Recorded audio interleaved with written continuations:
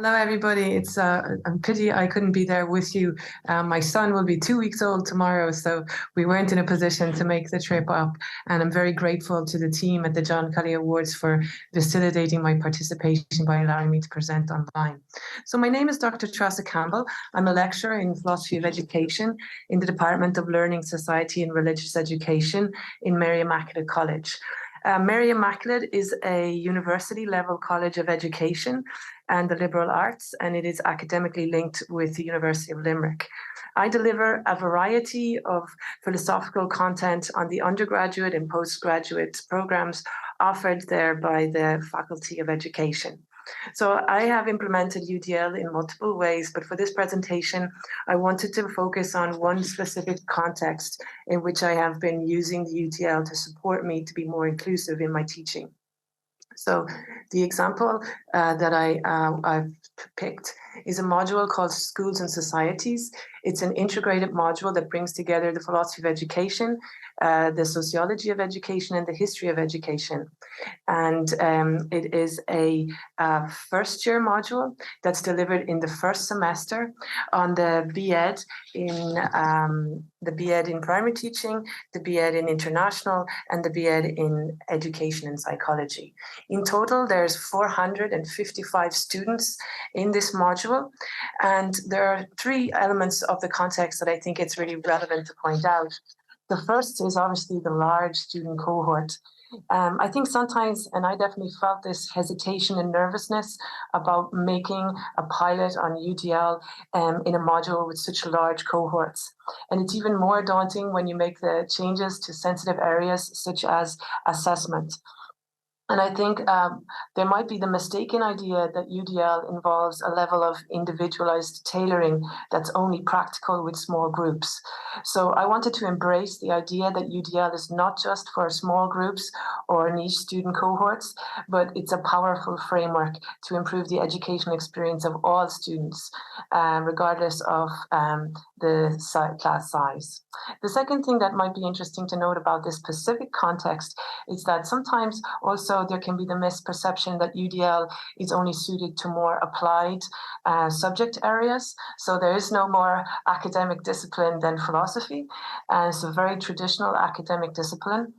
And having come through an undergraduate and postgraduate training in this area, I did feel that I had deeply ingrained ideas about what it looked like to know in this field. So I had always been assessed via essays. And so I felt that the UDL, implementing UDL here would be a tool to free me up from these prejudices and that it would enable me to reimagine assessment in line with multiple means of action and expression. So I committed to staying focused on the learning outcomes, solely on the learning outcomes, and not my past experience or my past practice as a determining factor in how to open up new ways of assessment pathways for my students. And the third interesting thing about my context is that all 455 students were going to be teachers, primary teachers.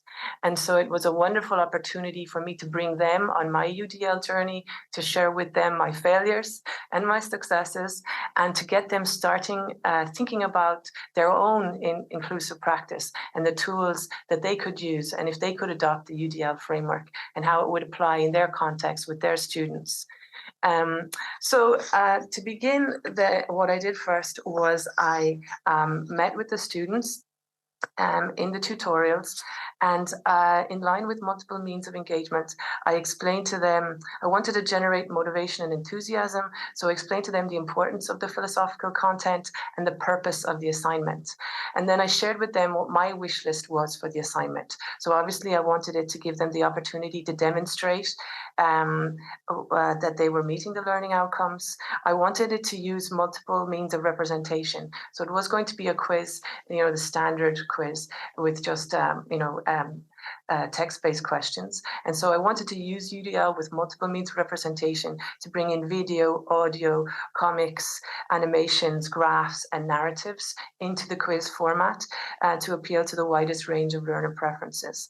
I wanted to ensure the highest levels of academic integrity, and I wanted to ensure that students had an opportunity to shape the assessment themselves. So then I talked to them about my wish list, and then I asked them what their wish list was for the assignment. And to my surprise, they had very limited concerns about the content, but they were very, very anxious about the practicalities of sitting the online quiz and about the use of unfamiliar question formats. And so I was surprised. They were first years in their first semester. There wasn't a lot of enthusiasm for a diverse range of question types. They really had a preference for the safe and the familiar. So I think it's important to remember that. And if you're introducing new assessment choices, that you would build in opportunities for them to build up capacity in those new formats before rolling them out. So thanks to the students, added to the wish list was multiple opportunities to test the device in various locations, multiple supports for technical difficulties that might arise on the day of the quiz, and also on their list, they also had multiple opportunities to test the various question formats and the quiz platform itself. So I took those and I converted them into a design spec. And then around the design spec, I designed a trial quiz that would be embedded within a tutorial. I met with the tutorial delivery team. So on the tutorial delivery team, there was myself, 2 other lecturers, and a TA. And again, that was a wonderful opportunity to talk to them about the UDL framework and how I had used it to design the trial quiz and the tutorial in which it was embedded. So the tutorial had 4 components. The first, again, I just reiterated the objectives of the quiz and its relevance to their teaching practice. The second part of the tutorial, I went through all the practical information that they would need. So where they could take it, so they could take it at any location outside of campus. On campus, they could take it in a private study area, or they could take it in a supervised quiz room if they wanted additional supports on the day. I talked to them about online support. So there was a person on Teams on the day of the quiz that they could contact if they had problems. They could come to the person on campus live in the quiz room if they wanted to. And they also had a telephone number and an email in case they had any technical problems on the day. The third part of the tutorial was the quiz itself. So it was up on the screen, but they also had it on their devices. They got to talk to each other about it. They got to play with the quiz platform, and they got to play with the various different formats of questions that would be available. So this is what a standard quiz question usually looks like. So, just multiple choice. So we changed it to put in audio. You can see the transcript there as well. We put in kind of narrative-based questions to bring up the critical thinking element of the quiz. And again, there's a drag and drop feature there. We made sure that the answers to the questions were not just all text-based. So this was one with images. And again, this is a graphic one where they get to plot the positions out on a timeline. So I took all the feedback. The fourth part of the tutorial was the students got the opportunity, having seen all the question formats, to write their own questions. And so for every 50 questions that the students generated, 1 student-generated question would be added to the quiz, so the potential for half the quiz to be generated by the class themselves. And so I took the feedback from the tutorial and I used that to take the next step forward. And the big thing from the tutorial was they loved having the opportunity to see the quiz questions, to play with the format, and they wanted an additional trial quiz at this time under the exact same settings and of the actual quiz. So I designed another trial quiz for them that was delivered the week before on the exact same day at the exact same time as the quiz would be the following week. They were told to use the device that they were going to use and also to use it in the exact same location. And so again, they got another opportunity to take the quiz with the exact same timing as the final quiz. And again, we collected information from the students and feedback via a online forum after that. There was actually very little uptake by the students uploading their own questions. And I think that was a really big learning curve for me, because it showed me that And there is a lot of work to be done with first years in moving them from this kind of receiver mindset to a collaborative mindset. And without building in that capacity, there is really no choice, and unless they're building that capacity.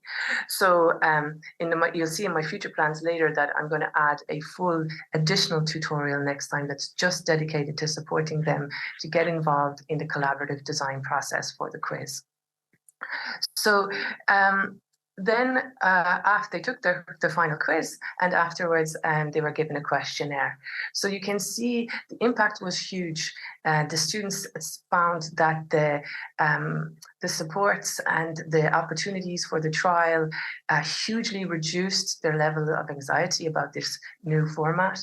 And they found it here, you can see, very, very useful, especially the trial quizzes. Interesting, on the morning of the quiz, all the supports that were put in place, they were not accessed. And yet the students rated it as extremely useful.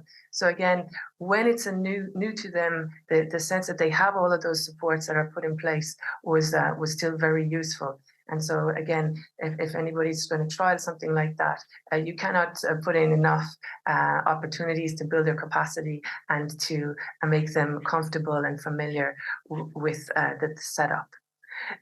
Again, you'll see here, what stood out was the lowest rating was for their opportunity to shape the quiz themselves, with 9% saying that it wasn't useful and 48% saying that it was very useful, which was a lower rate than all of the other elements that we put in place. And again, as I said, in the future, what I would seek to do is to add in the additional tutorial. And again, because it's the first year and their first semester, and it's great to start building that capacity for collaborative design. I have them for 4 years, so hopefully by the time they get to the fourth year, we'll really be able to engage in collaborative design.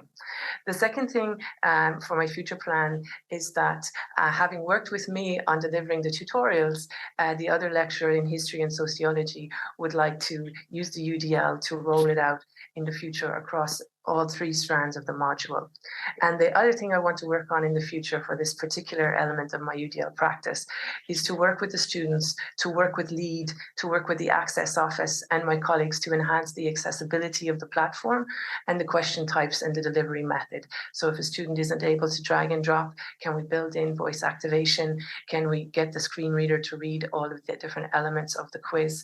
And again, to continually take the pilot that we did and expand as much as we can the accessibility of the format.